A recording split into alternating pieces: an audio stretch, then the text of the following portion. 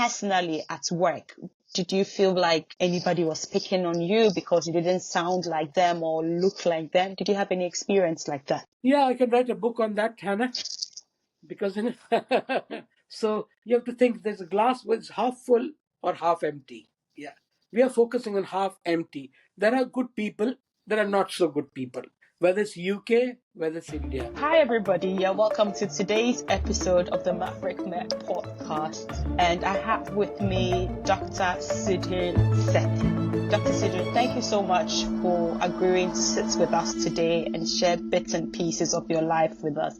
Can you tell me a bit about yourself?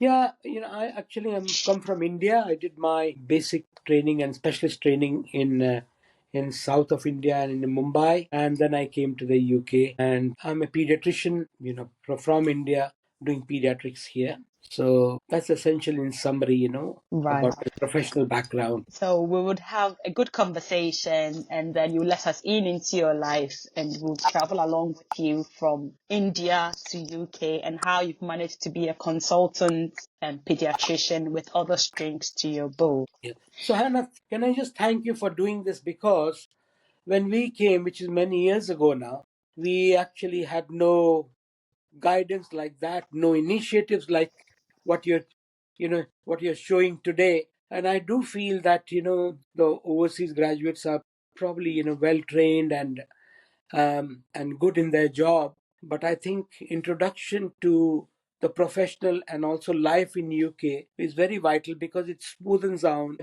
their life and reduces unnecessary stress levels, not because they don't want to do it, because they didn't know how to do it. So this is really beneficial, not only from a professional angle, but from a personal angle as well. So thank you, Anna. Thank you so much, Dr. Sethi. And people like you make it possible. Your willingness to come and share your stories so that people like us and others who are listening can benefit make this possible. So I appreciate your time once again. So tell me, Dr. Sethi, Mumbai, is that where you grew up? No, I actually grew up in East India, but my family now, they're all in Delhi. Mumbai, I went for my specialist training.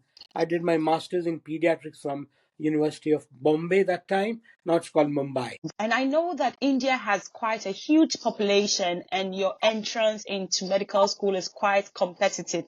How did you manage to get into medical school? Were you the straight A student? Interestingly, you see, as compared to here where your high school grades matter, in India you have to go through an entrance exam.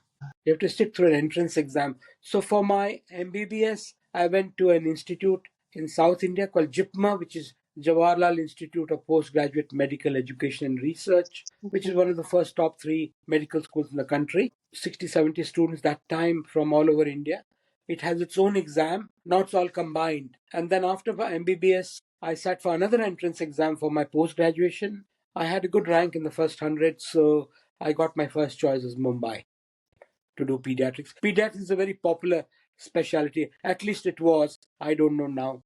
So I was very lucky to get through, both the entrance exam quite easily. So my grades were good in my A levels, but that didn't matter. As long as I had first class, I could sit for the entrance exam. And did you always want to be a doctor? Yeah, I've always wanted to be a doctor, but there was a time after my high school where actually I opted both for engineering and medicine. You can do that in India.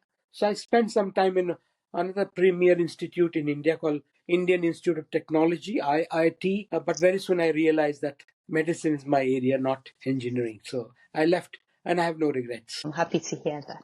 So pediatrics, tell me, Dr. Sethi, is there anything that happened in your childhood that you think may have influenced your decision to study pediatrics? Not that I can think of, but I always used to think that what's the specialty which will make me happy, which is challenging enough, and also a branch of medicine which I can relate with it more. There was a time when I thought radio diagnosis for some reason, and again, I had both the choices, but I actually realized that I'm for pediatrics. Like, for example, engineering was all about machines and physics and all that. Same thing, radio diagnosis is also all about machines and taking photographs. You have some patient contact, but not as much as pediatrics. So yes, so pediatrics was my choice, not radio diagnosis. Yeah. Okay. And how many years ago are we talking about? Gosh. Good part of 3 decades now. Wow, interesting. And tell me, at what point did you decide to relocate from India into the United Kingdom? It's a good question because my colleagues were all coming to UK and USA, and I wanted to do little more than my master's in pediatrics. So I thought because we are English speaking, our curriculum is very similar to that in the UK. And I had some seniors who were already there. So I thought UK will be a obvious choice for me. So I came, did my exam while I was still doing my master's, went back, finished my master's, and then came to UK. Did you also have to take the PLAB? I know it's about 30 years ago now, but was Yeah, it the I same took process? Yeah, same exam I was referring to earlier on, Hannah. That in between my masters, I came to UK, took my PLAB exam, got it. I just came for a week. I came, did my exam, passed my exam, went back, and then started planning to come back to work and gain further experience after my masters.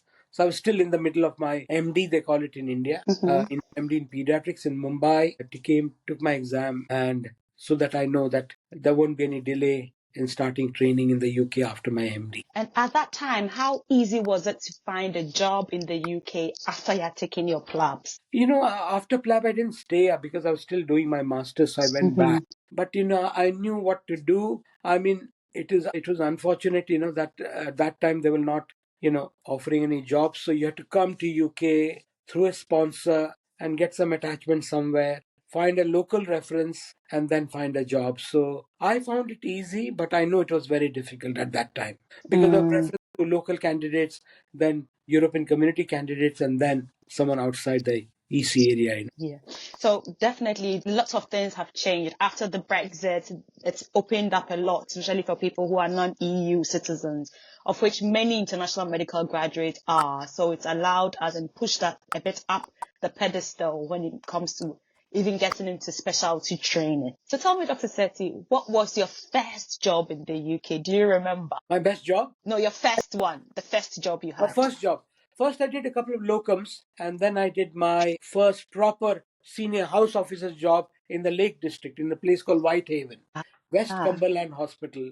So that was my first job as an SHO. There was no middle grade, and then SHO and consultants, and I don't know how consultants managed. And because I was quite experienced, my consultants were quite pleased with me. And one of the consultants, she actually said, "Oh, you're quite experienced and very good in what you do. So how about I drop a line to someone I know in Oxford, and you can get further training in Oxford." So she dropped a line. I came to Oxford for an interview, and I did my another job in Oxford as an SHO in neonatology because neonates was not something very well developed in India when I left India. So I did that, and then I did my registrar's rotation in Oxford area. That was very kind of that senior colleagues for her to have noticed you and helped you to get going to. So was it like a specialty training or was it just a rotation? No, it was actually a specialty training. But Okay. that time there were 3 levels. There was SHO, then there was registrar, then senior registrar. So I worked as SHO for a very short time, thanks to my consultant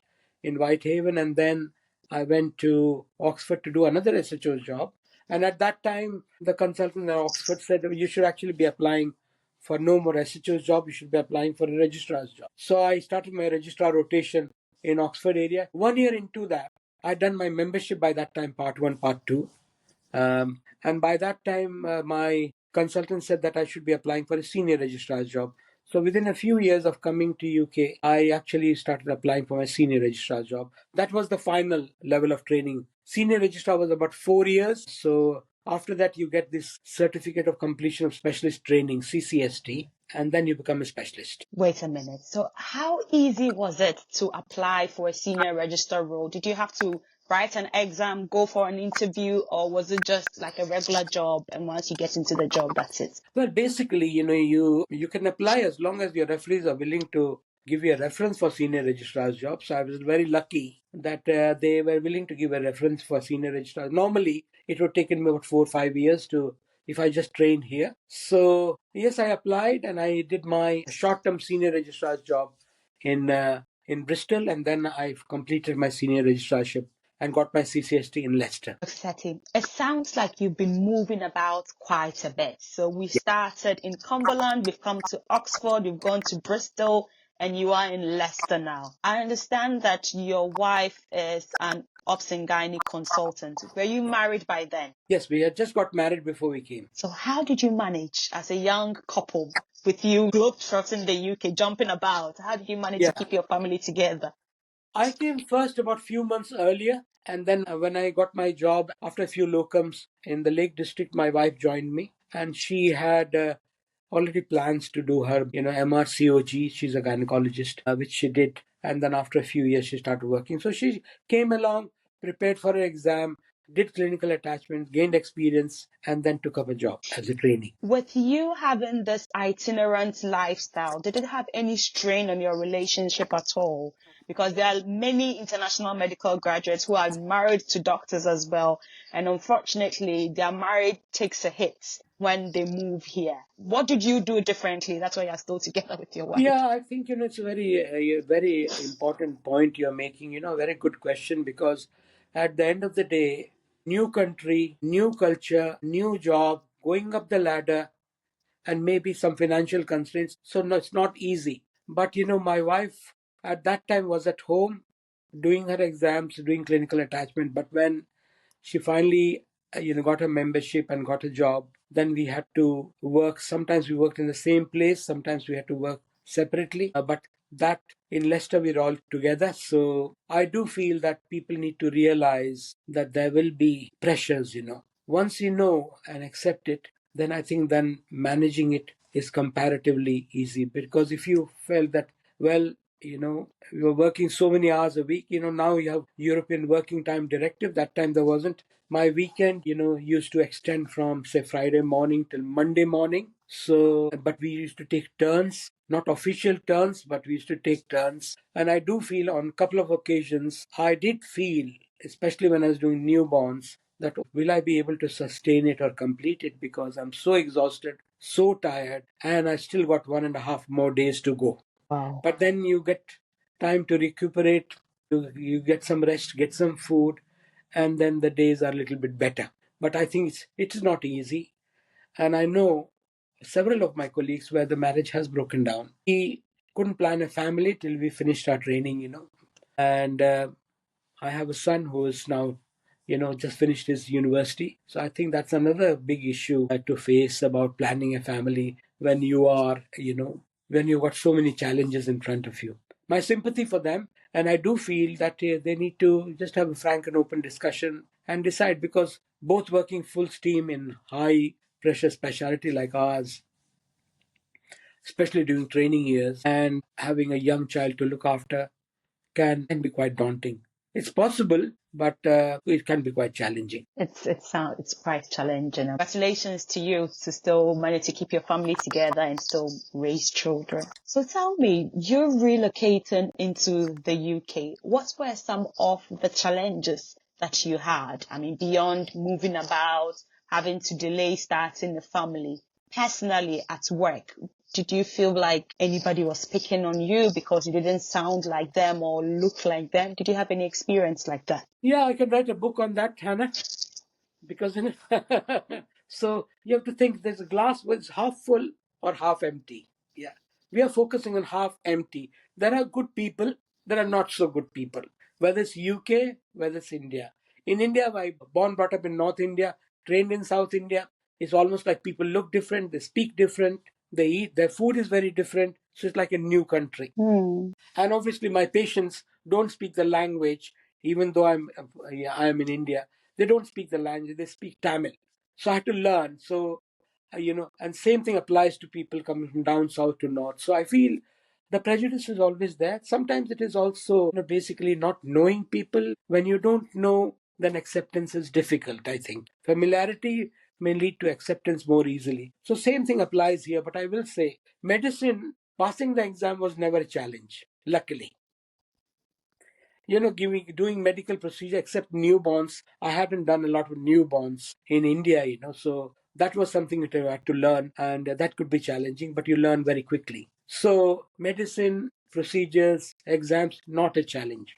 Challenge is far away country, different weather, obviously, and obviously when you are group, as trainees or as a doctors, we meet a lot of people every day. So there will be people who will doubt. But I think, when you start a job, and especially with the help of nursing colleagues, they immediately suss you out that you're pretty good. I'm not being pompous about it, but I had years of experience behind me, So you're good in your job. You get respect for that. You be kind and courteous, because everyone in this world is fighting their own battle. We should always remember that. So if you can't be nice to anyone, at least don't be horrible to anyone. So I do feel kindness pays both ways. So I do feel that, majority of people I met were very kind and generous individuals, but our memory remembers bad things longer than good things. I'm sure people who are listening to will agree. So we can recollect a lot of bad things which have happened years and years ago, but we'll forget good things happening on a daily basis. So we should try to, follow, be grateful. Gratitude is very important. People, when you say thank you, should mean it. And I really feel that helps you on a long term. But remember, it was not that all of them were good people. Some were pretty terrible. But I think, as I've grown older, as my hair has gone a little bit gray now, I feel that, we need to remember that there are good people, bad people, and focus on goodness. Of course, from a tolerance point of view, you have to decide how far you can tolerate and take actions. I haven't taken many actions, but I've taken a few actions in the past, essentially to say that, look, this is not good enough. This kind of behavior is upsetting me and stressing me out. But those are small part of that half empty glass. Majority of the people were very good. As you can see that I was asked not to continue as SHO anymore, go for registrar's job. Then I asked not to continue as registrars anymore, go for senior registrar's job. Who does it? I'm not related to them. And that helped me to go up in my career pretty quickly. Absolutely. Yes. There's no doubt that you are such an optimist and you tend to see the glass half full instead of half empty. And it's little wonder to me that you are interested in lifestyle medicine, because you come with that hat on, isn't it? Yes, yeah. I've got my board certification of lifestyle medicine several years ago now, and I do some practice outside NHSC. We will delve deep into that because I am quite excited about lifestyle medicine. I've seen the full benefits of it in my life, dealing with chronic illness and autoimmune disorders. So I will let us talk about that, so that I know it's not part of the IMG journey, but then what is a medical life without taking care of your own self? We are holistic beings, so we need to look at all these aspects of ourselves. So we will talk well deep into that as well. So medical leadership. I know that you rose quickly and became a consultant. How easy was that for you in your first role as a consultant in the UK? I think, each step, has its own challenges, but I think you have to step up your game. So you have to be good in what you do. And also, it's a team effort. So you have to be a part of the team. Being likable is important. And I do feel that being a consultant now, you're leading a team of individuals with all shapes and sizes, with all securities and insecurities. So you have to be mindful of that fact and basically try to keep the team together and help each other if you can. And also be mindful that, if somebody's having a bad day doesn't mean he or she's a bad person. We all have good days and bad days. So but maintain a balanced attitude towards everything and be obviously good in what you do. Sincerity and hard work. I was talking to my wife about this interview earlier on, and what she said was sincerity and hard work is the bottom line in whatever you do. And if it hasn't worked out so far, it will work out if you just carry on with sincerity and put in the work needed. Sincerity and hard work, definitely. I tend to define success as when opportunity meets preparedness. So it's not just about the opportunity. When the opportunity came for you to go for training in Oxford, it was only because you had prepared. That was why you were going to be the right candidate for it. So sometimes people say, oh, it's just luck. No, it's not just luck. You have to put yourself at the right place for you to get the opportunities for you to succeed. So I do agree with your wife there. Yeah. Saying the same thing in a different quote says success is the combination of alertness and opportunities passing by. So they identify an opportunity and grab it, carpe diem, they say, But I do feel that, if one door closes, and I do feel we all have missed opportunities in life, other door will open. After every night, there is a day. So if you missed an opportunity, learn from it, but more will come. I do believe that. But don't give up just because you lost one opportunity. Learn from it and then move on. Do you remember any opportunities yourself, personal ones, that you felt like these were missed opportunities, and out of it, another door opened for me? Something practical that you can share with us? It's interesting, you asked that question because, I finished my training here and then I went to US to do child neurology, and I had a job in Boston, Massachusetts, in a hospital called Floating Hospital for Children, yeah, which is the University of Tufts. So Tufts Harvard combined program.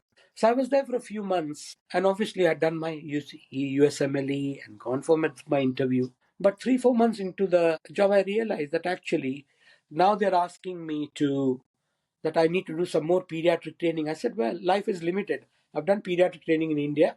I've done pediatric training in the UK. And now I have to do basic pediatric training here. So that got me thinking anyway. At that time, an opportunity came through a NGO to work in Balkans, which was a conflict zone that time. Mm-hmm. I actually talked to and luckily the professor there, one of the professors, was already involved in a project like that. So I actually left Boston and I went to Bosnia. And there, while I was working, I realized that this is where my heart is, not in child neurology. I have a lot of respect for child neurologists. I also wanted to become one, but to focus on areas like epilepsy and very disabled children, it's very rewarding. But I realized that actually this kind of public health kind of role is important and is closer to my heart. So actually, I resigned from there, and that professor had come for a conference, towards the end of my stay there. And actually, I resigned from the post and came back as a consultant in the UK. And at that time, I enrolled for Masters in Public Health, and I did my MPH as a consultant. Because MPH is really important for this international work. So you can call it as an opportunity. I could have continued in US, maybe, as a child neurologist somewhere. But I have no regrets that at that time when I left, I knew that this will be going to be life-changing decision for me. I could have gone back, but I realized I don't want to go back. I don't want to now focus on child neurology. I'll focus on child public health and general pediatrics as such. A very good story. So take us with you to Bosnia. I've never Yeah. been, but what was it like the first I time mean, you went there? it was towards the end of the conflict, so the doctors were all left and the hospital was running, so we were involved in looking after sick children, maybe helping people who were evacuating sick children for treatment elsewhere. And basically the main focus was to train the doctors and the nurses and other people who were left behind. And also at that time the Kosovan crisis had begun, so there was a huge amount of Kosovan refugees coming to Sarajevo. So we were because you may have heard of UNHCR, United Nations of High Commission for Refugees. Yes. So through that, I started working in that refugee camp as well. And that was really difficult because you could see these healthy babies who have come across the mountains during winter months. They were dead because of cold. And to see that mother's expression, when you see that this child actually died while she was still carrying him several hours ago, was really hard.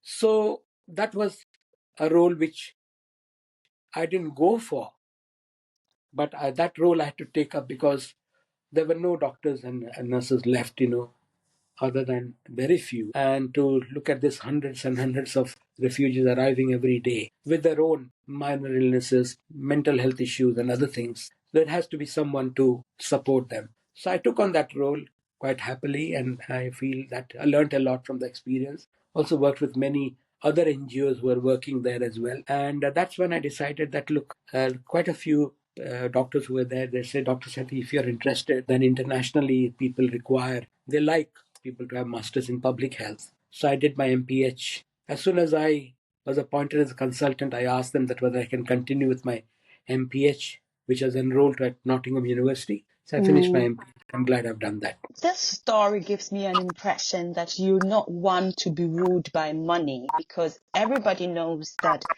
you would have earned a lot more continuing to train as a pediatric neurologist in America. I don't know how much you were paid in the NGO, but certainly the risk probably wouldn't make up for the, if you weigh the pros and cons, it was more high risk, and America would have been safer, more relaxed, with better remuneration.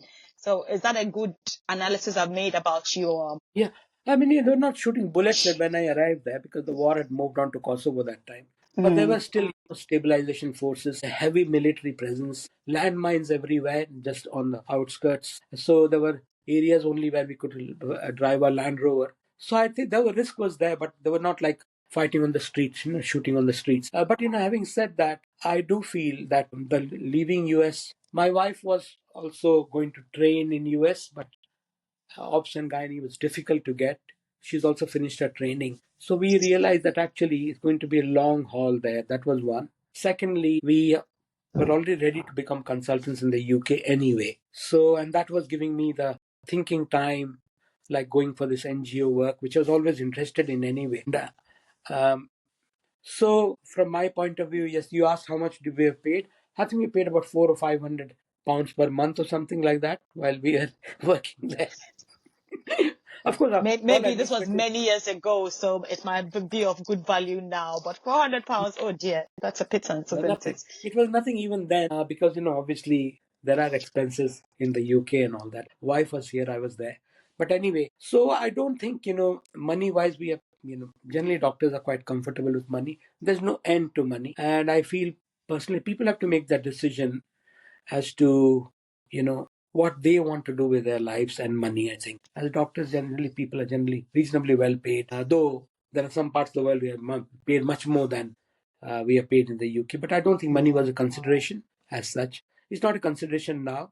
We can all do with a lot more money than what we have. So, Dr. Sethi, from the MPH, how did you find yourself in lifestyle medicine? No, I lifestyle medicine, because having known quite a few people in India suffering from hypertension, as a result of hypertension and diabetes, going to chronic renal failure, autoimmune disease is quite rampant. And I realized that actually, there is an acceptance, and I'm sure that you'll agree with me, that once you have hypertension is there for life. Once you have diabetes, type 2 diabetes, of course, type 1 as well, is there for life. But then, while I was accompanying my son when he was playing a cricket season in Australia, I had a lot of time to read around that. And then at that point, someone mentioned to me, someone I know quite well, she lives in Boston. She said there is a specialty called lifestyle medicine, and there is a board certification you can get from lifestyle medicine. You can do some practice. It's a news. So I started reading more and more about it. And then when I came back from Australia, I actually applied for the exam, did some reading, and passed my exam. And I feel personally that there is a place in lifestyle medicine, in whichever discipline you are, like your general practice, lifestyle medicine is central actually. Though they can do with longer appointments, which you don't normally get. So I think, from my point of view, lifestyle medicine could be applied in any discipline, some more than others, but any discipline. General practice, obviously, pediatrics, yes. General medicine, yes. Mental health, yes. But even any discipline, lifestyle medicine is very, very important. So for the person who is asking, what is lifestyle medicine? Can you just broadly throw some more light on what it means to be a lifestyle medicine physician? The whole focus of lifestyle medicine to prevent, you may have heard in preventive and social medicine, there are 5 levels of prevention: health promotion, specific protection, early diagnosis and treatment, disability limitation, and rehabilitation. They are all 5 levels of prevention. And obviously, lifestyle medicine can act in all areas, but predominantly focus will be to focus on non-communicable diseases which the world is suffering from. It has got 6 pillars, and the way to remember 6 pillars is, obviously, there are 3 S's, stress, manage social connections, manage sleep. Those are I call it minor areas. So 6 areas are diet, movement or exercise, stress management, sleep, and social connections. So these are like the main areas of, they call it pillars of lifestyle medicine. The last one, the 6th one, they call it avoiding what they call is substances, addictions. So these are 6 areas of lifestyle medicine. If you do your diploma, you'll have to read about it. And each area is very important. The things which we can do straight away, and they say the improvement starts the moment you decide to change and take the first proper diet in your life, the changes begin. It may not be obvious, but changes begin. But prioritizing sleep, you can do straight away. You can manage stress in many ways, And one of the things which people often forget is the importance of social connection. We know that social connectedness is an independent risk factor for shortened lifespan. Those, I can talk a lot about it, but I'll just give you a little bit of a feeling around, say, breast cancer patient. Those who were part of the group, self-support group, or self-help group, live longer than those who are trying to manage with medication alone at home. And you know that people who are lonely, people who are socially isolated, don't live long enough. And all this has been learned, from blue zones where people cross 100 years without any disease, and they die of old age rather than any specific disease. Whether it's take Okinawa in Japan, Ikaria in Greece, Sardinia in Italy, or can take Costa Rica and Loma Linda, which is the Adventist in Loma Linda, which is a part of America. California. They all have this long lifespan, and if you look at carefully, a lot of research has been done. The bottom line remains the same: predominantly plant-based whole food diet, socially very well connected, prioritizing sleep, and they keep moving. So there's no rocket science that these people live longer. There are no fancy fat diets they do, or some gym they go to do iron pumping. They just keep themselves active, and they keep themselves engaged with each other and work, and basically as a society they help each other. And it'll make very interesting reading if anybody wants to read, and I can suggest some books to you later on. I'm excited that you mentioned about plant-based whole food diet because that is what I eat. And symptomatically, I found out that I generally feel a lot better. And I would say the added side effect, quote and unquote, is that I effortlessly lost almost 22 pounds, although I'm Wow. on high dose steroids. So I Yeah. didn't have to skimp on my food. If you see my food, Dr. Sudhir, you would think I'm having a party. Like my salads are huge bowls. So I could Very eat good. a lot of voluminous food. And my food is always exciting because it's got all the colors, the peppers and everything. And when my husband says, "Are you vegan?" I said, "No, I'm not vegan. I eat whole food, plant-based diet." There's a difference. Predominantly, yes. Yes. Predominantly plant-based whole food diet. So, yes. But for the person who doesn't know what that is, can you throw a bit more light on it so that it would benefit them? Yeah, so basically, if you look at our own design, that's how I look at it. If you look at our teeth, we don't have canines coming out, is it? Our teeth is closer to a cow's teeth or a monkey's teeth than a tiger's teeth, isn't it? That's our Absolutely. design. Also, after thousands and thousands and even maybe millions of years, we are designed like that. Look at the length of our gut. Our gut is not as short as a tiger or a meat-eating animal's gut. We've got good 28 feet of our intestines, which is comparable to, you know, all the herbivores or cows and all. So when we are designed that way, then we should predominantly eat that way, isn't it? Absolutely. And they say fruits. Fruits are the fast food of nature. You see, meat, you can't eat raw meat, at least I hope so. But fruits, you can just pick it up. It's ready for you to eat. Grains, you have to prepare a little bit of grains because grains are not like, vegetables. Fruits and vegetables are available for you to eat with minimal preparation. So the idea behind all that is that the more you process, the further you get away from nature. So if you're designed to eat predominantly, looking at a dentition and gut, predominantly plant-based diet, then why not eat it? But if you swap it around and eat predominantly meat, then that's not something which is in line with what we're designed for. Now, our gut microbiome, people are now very hot on microbiome. They like fibers. And where are fibers? They're all in plants. There are no fibers in animal food. So if you just think about it from that point of view, holistic perspective, then we should be eating more plants. And then obviously, there is insecticide, pesticides, and all that. So if you can go organic, whole food, organic with minimal processing, like you are eating with large portion of salad, then our body will like it because that's what we are designed to do. And I hope that's convincing. But people who go pure vegans, you have to remember that you need to supplement vitamin B12, and also generally keeping topped up with vitamin D is a good idea. So whole food, plant-based diet, preferably organic, keep an eye on B12, and vitamin D, you are doing well. Thank you. That was really wholesome. Lots of information there. And I'm happy that you said you're going to signpost us to some reading materials. I found this American man he recently passed away in June. What's his name? McDougall.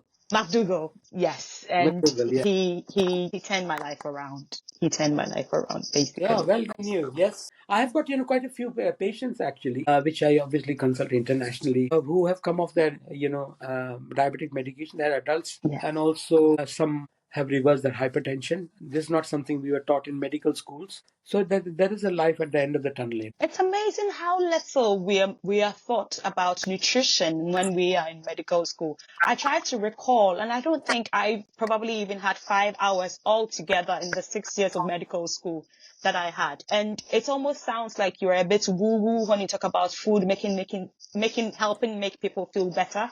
It's like, Yeah. yo, you're a dodgy doctor. What do you mean by you can eat and then you can feel better? But I feel so much better when I changed my diet. No, it's interesting. It's very inspiring what you say, Hannah. See, if you look at the exam for lifestyle medicine board certification, 28% of the questions are from nutrition. They have Wow. weightage. I did that exam not so long ago, and 28%, the highest weightage in that exam is nutrition, 28%. Then exercise, movement, exercise, that's about, say, 14 to 20%. So thinking about nutrition and movement and sleep is probably half of the battle. And I think the exams is supposed to be a reflection of the impact of these individual things in the life of the patient. That is why they Yes. weight it so much. Yes, yeah, it is. And I feel Interesting. personally that it's like going back, Hannah, you'll agree with me, that years ago, this is 3rd century BC, Hippocrates said all the diseases begin in the gut. Now we are realizing that we have got the gut microbiome. Some people call it the third brain because they have got the large amount of nerves in our gut interplay with our microbiome, this bacteria. There are good bacteria, there are bad bacteria. Good bacteria will eat fibers and give you short chain fatty acids, which basically combats all the inflammation in our body. And bad bacteria will give you TMAO, which is cardiovascular disease. But this is not the time and place to discuss. But essentially, what we are saying, even those bacteria are going to give you good health, like fibers. They like plants. If they like plant, you should like plant as well. Absolutely, yeah.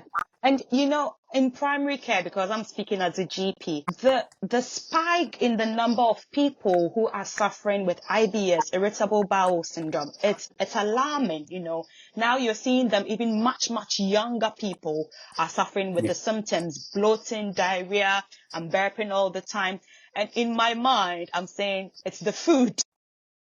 It is a food, isn't it? Yeah. It's the food, your whole problem you're having. I mean, beyond the stress and other things that worsen it, but the background issue is the food. We are not getting something Hi- right about our Highly food. processed food. See that the issue, I'll give you another example of India, where I come from. People are predominantly vegetarian, but they eat plant-based diet, but it's highly processed, fried stuff, high in saturated fat. So that unhealthy plant-based diet can increase your chance of diabetes, as per some research papers, up to 16% as compared to the normal population. So no wonder that, of course, they love the dairy. India is the dairy capital of the world. And that's causing all the problems because it's still a animal-based product. Yeah. So we're not saying that should go off animal altogether. Though I'm a vegan, but I'm just saying we don't have to go, but add more plants, eat more plants, whole food plant-based diet is something which will help you on a long term. Does it make sense? Yeah. Absolutely, yes. Because I mean, when I struggle even with normal walking. So to ask me to go to the gym, that's a big ask. So Yeah. when people see that I have managed to lose weight, whilst I'm taking high doses of steroids and other immune modulators, even my doctor, my neurologist was asking, "Are you going to the gym?" I said no. If I have energy for the gym, I'll use it for something else. I won't go to the gym. But yes, it is possible to achieve weight loss and live healthy lives with a change in our diet. Yes, and you have to look around even within the family. Like during the pandemic, when we were working away, my son had to leave the university, London School of Economics, came home, and I put it on in my Instagram as well. And he had these patches of alopecia, and he was going to US for a year on exchange scholarship as a part of his undergraduate course. And then we realized that, diet was all over the place. Number two was stress and very little sleep. We put all these measures in place. By the time he came back from US, all the alopecias had disappeared altogether. We didn't take any medicine, didn't do anything except just go on diet, stress reduction, and sleep, prioritizing sleep. So this is in line with what you're saying, that the solutions are simple if you consider them to be simple. If you consider, wow, without having 3 times mainly meat-based diet, I have to go on plant-based, it's a big deal, then it becomes a big deal. But you say, well, that a healthy plant-based diet, it's not a big deal if I reduce meat a little bit and gradually have predominantly plant-based diet. Is the mentality, that they think it's a big deal. It isn't a big deal. And the other benefits for me, because I used to be a heavy steak person, I realized that vegetables are a lot cheaper. They're so much cheaper because how much I used to spend, buying everything, and now it's almost like my cost of groceries has gone down, if I'm not exaggerating, maybe 50%. Yeah. Because See, it's that's it. whole and it costs nothing compared to having my steak and my whole chicken and turkeys and all that. Yeah, I think, it's really important for people to just realize, look into it, and find a solution, based on the information available. McDougall was really, very hot in this, isn't it? And then he used to say, well, carbohydrates are not your enemies. Some people just think carbs are your enemies. And, the difference he has made in lives of so many people over so many decades is phenomenal, isn't it? Yeah, and he was quite vocal in the whole food plant-based diet space. And because honestly, I quite agree with him about potato, because if you are not full, then you tend to eat what you're not supposed to. But if you're full and you have high fiber, your stomach is quite stretched, you've drank a lot of water, you really wouldn't want to eat anything more because there's no space. What did he say about potatoes? No, Tell me a little bit more.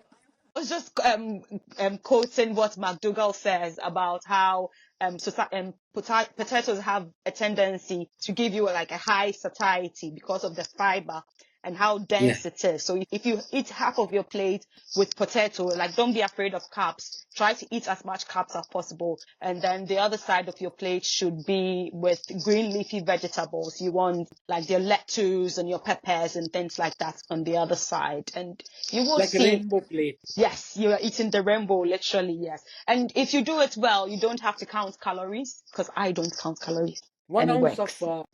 1 ounce of oil, yeah, is equal to 1 kilogram of sprouted moong. Kilocalories is 1 kilogram of sprouted dal. Pulse moong dal. You must have heard of moong dal. Basically, the sprouts. So, I mean, 1 kilogram will fill you so much. An ounce of oil will not fill you at all. I don't know And where we learned from that fat helps with satiety. I keep thinking, where did we learn that from? That the more fat you eat, the fuller you get. Because if you eat 1 tablespoon of fat, and as against 1 tablespoon of potato, you tend to have that feeling that you are fuller with the carbohydrates than with the fat. But for some reason, they've sold us a lie that the fat gives you the sense of satiety. yeah, I think there are people who are predominantly on very low fat diet, and they're doing well, aren't they? Yeah. Yes, yes, yes. And healthy fat, think about monosaturates, like avocado, polyunsaturates like nuts and seeds, and a little bit of oil will not do any harm. But, having predominantly a fatty diet is no good for anyone. Where do we get fat in nature? Tell me, Hannah, where do you get fat in nature? Avocado, nuts and seeds, that's it, isn't it? And that's whole food. Absolutely, yeah, yeah. And then I also hear this, maybe I should ask you, I hear people and I get tired explaining to them that where am I going to get proteins from if I eat whole plant-based diet? And I'm saying, who told you that? So I'll leave you Yeah. to answer that, Dr. Sethi. Where am I The going to biggest get proteins from if I eat Yeah. So the biggest animals in the world, elephants, giraffe and co, they are herbivores. Where are they getting their proteins from? And if you eat meat, that meat is basically from animals who are predominantly eating a plant-based food, isn't it? Forget about offal and all that came later on. But they also, so basically protein has come from plants to these animals and we are eating it, and saying that, well, so basically there is plenty of protein in plant-based Plan. diet. The bioavailability may not be great, but if you take it a balanced diet, then I think, there is no need to worry about proteins at all. Obviously, people need to be mindful that, what contains. We need proteins in our lives. And if you take, pretty predominantly beans and pulses and other things, that's a lot of protein in our food anyway. Everything has got protein in it. Depends upon, okay, it may not be as much as a meat, but I think, if you can get protein elsewhere, then why bother about meat anyway? You Meat and know eggs. how recently a lot of doctors are complaining, not even doctors, professionals are complaining about stress and burnout. And I've seen that you have an interest in yoga. Do you have another one in Ayurveda? So Sorry? I was talking about how yoga and meditation, mindfulness, do you think it has a place in the management of stress and burnout? Of course, I'm actually, last year, I actually finished a course, and now I'm a qualified mindfulness and meditation teacher. Mm. And I do feel that the faith I come from, Jainism and Buddhism, my meditation built into our daily life, but we don't practice it. And I do feel that, people need to find a way in which your body is mainly living in a parasympathetic mode, rest and digest mode. But most of the time, we are fight and flight mode, isn't it? And that's why I do feel that, all this, the breathing techniques and all, they all stimulate our parasympathetic system, which rests our body as well as our mind. And I think calming the mind is not difficult. You have to learn some techniques and use it not just in the morning, whenever you need it. You can. You need to, because we should be mindful that, look, I'm feeling a bit worked up. So why not just take a walk, maybe do some breathing, maybe do breathing in my consultation room or something. Why not? But I do feel that it actually accumulates and then ends up in something could be really detrimental or ugly for the individuals. So we need to be aware the world we live in, we are bombarded by demands, we are bombarded by information, we are bombarded by bad news. And I think sometimes in life we have to say that, look, I just need a little bit of headspace where I can actually just recharge and reboot myself. I'm happy you've mentioned that. I, not too long ago, finished reading a book by Gabor Mate, and the title of the book is When the Body Says No. Okay. And he did Send me mention, the details. I'll Send me put the the link. details. Yes, I'll put the link there. So originally, Gabor is a primary care physician in Canada, but he's taken an interest in management of trauma and psychological injuries. So he does a lot of work in that respect. And interestingly, at a point, he happened to be the therapist of Prince Harry. So yeah, he's worked in that space. And he said in his research, he found out that there is a spike in autoimmune diseases, especially amongst women, because we over the years have been trained by society. Society has placed that burden of expectation on women. So where we have to be a certain way. So we take up all the stresses and we keep plodding on because that is what makes you a lady. That is what makes you a woman. And he specifically gave an example about people who suffer with MS, the personality of these people. So for the typical MS patient, he gave about 5 different examples. And one that stuck with me was this lady. She was a teacher. And even when she was having so severe symptoms with the muscle weakness, she would still wake up in the morning, ride a bicycle to work as a teacher, and copy her notes on the board, either by holding her pen in a fist or holding her pen in her mouth, just to show that, We can. I can do it. Yes. And I found it very relatable that, oh yes, because we feel that, oh, it's about stoicism, I have to show the world. And at the end of the day, the body can only take up to a certain point, and then it comes crumbling down like a Lego. So I'm happy And that, yeah, you go on. it's very interesting to say, because there is a saying in our faith that God will throw pebbles at you before a rock comes. Mm. So the loss, ache, rashes, joint swelling up. These are all indication of something out of balance. And before the rock lands on you, we need to take actions. And I feel that the example you gave me, that lady, she was doing it, but then the body was trying to tell her that, look, look after yourself. If you don't look after yourself, something serious will happen. And getting an MS, I mean, it is And what was and potential. we hear sayings like, "Oh, justice for the weak. There's more sleep after death." You hear things like that. These are like maxims that we've heard growing up, and so we almost feel guilty sleeping. For me, growing up, my mom would say things like, "Oh, if you are sleeping at 8 a.m., who will marry you?"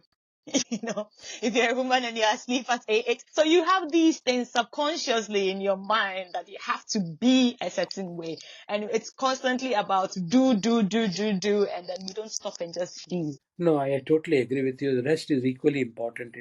And if we don't rest, we never recharge. I tell my family as well, extended family, that you may feel refreshed after 5 hours of sleep, but we're not talking about rejuvenation of your brain. There are systems in your body which need 7 to 8 hours.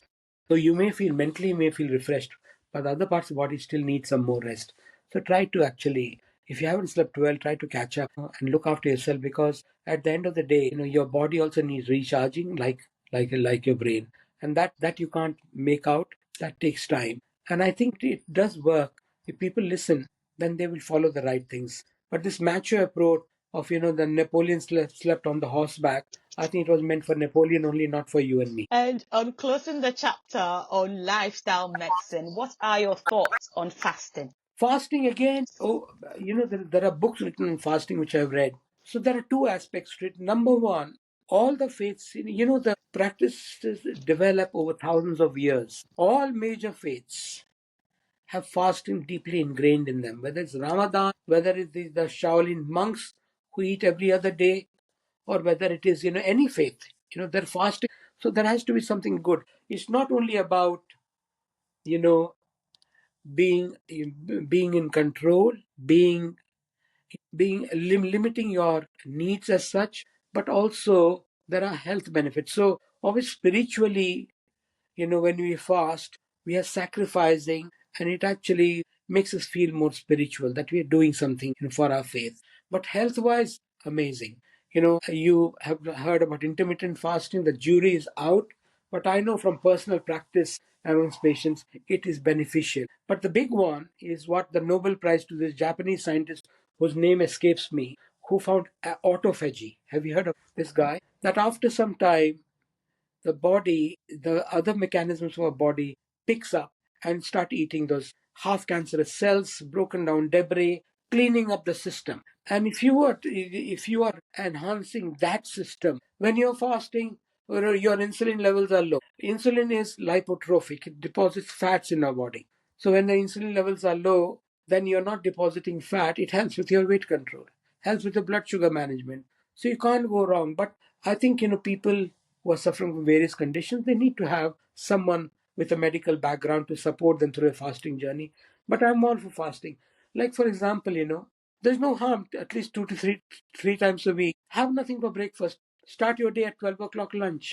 If you had your dinner about 6 p.m., then you already had 18 hours of fasting, pretty good for you. And the issue is that people have to have that mindset that I'm fasting, I'm feeling hungry, but I'm not going to negotiate with my chimp. You've heard of this book called Chimp Paradox. Yeah, the Dr. Steve Peters. Mm-hmm. So he trained these world class athletes, and Ronnie O'Sullivan. And basically, I went for his talk in my son's school many years ago now, and that book is worth reading. He said there'll always be a chimp on your back telling you things. So you acknowledge the chimp, you listen to it, but then you don't negotiate with chimp. So when you're hungry on a fasting day, until you're desperately ill or you're feeling ill, eat it. Otherwise, you feel hungry and say, well, look, 12 o'clock is well past now, but 12 o'clock is 1 hour from now. I'll eat at 12 o'clock. Fine, it's good for my body. And your body adjusts. What's your feeling? What's your experience, Hannah, on this? Think, yes, like any other thing, initial days are tough, but after some time, you don't even notice. Sometimes it's 2 p.m. and you've not eaten, and you're thinking, and now what I've come to notice is that I used to eat as a habit. You wake up in the Okay. morning, you are not hungry, you eat because you have to eat breakfast. And then it's 12, and then you're not hungry, but then you have to eat lunch because that is what we do. And then it's 6 p.m., you're still not hungry, but then you eat because that is what we do. But if you are in tune with your body and you become a bit more mindful, you realize that, okay, I'm skipping breakfast. And you might not call it intermittent fasting because people are not comfortable with the term. So let's just say we've skipped breakfast and you are working, you're keeping well hydrated, you're drinking lots of water, and it's 2 p.m. and you might not still be hungry. I'm happy to kick on, until I feel I'm hungry, and then I'll stop and eat. Yeah, that's it. It's as simple as that. But one or two words of caution that people need to be aware of. If there are huge calorie deficit, sarcopenia is real, and sarcopenia can cause loss of muscle mass. So keep yourself active, still exercise so that your muscles are still there. And but that's extreme end. Normally, I think people can fast pretty safely, but take the help if you have a condition. Take the help of your GP or someone whom you can trust, who knows a little bit about fasting, and it's quite a safe thing to do anyway.